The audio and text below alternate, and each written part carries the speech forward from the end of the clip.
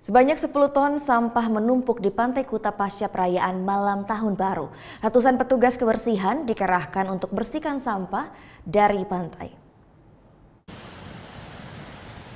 Senin pagi, ratusan petugas kebersihan dari Dinas Lingkungan Hidup Badung dengan petugas kebersihan Desa Adat Kuta diturunkan untuk membersihkan sampah sisa perayaan Malam Tahun Baru di sepanjang Pantai Kuta.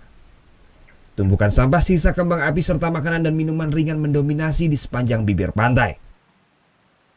Pantai Kuta masih menjadi tujuan favorit wisatawan untuk merayakan pesta pergantian tahun.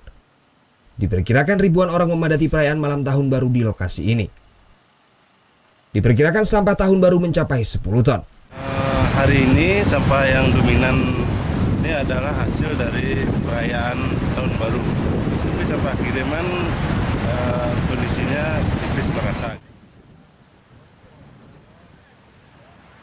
Petugas harus membersihkan dengan cepat sebelum wisatawan mulai berdatangan di Pantai Kuta. Sementara sejak pagi hari sejumlah wisatawan mulai berdatangan menikmati Pantai Kuta di awal tahun 2018. Surya Sanjaya melaporkan untuk NET. Thank you. Udah selesai nonton beritanya? Jangan pergi dulu dong. Subscribe dulu dan nonton tayangan lainnya di sini. Subscribe, nonton lagi.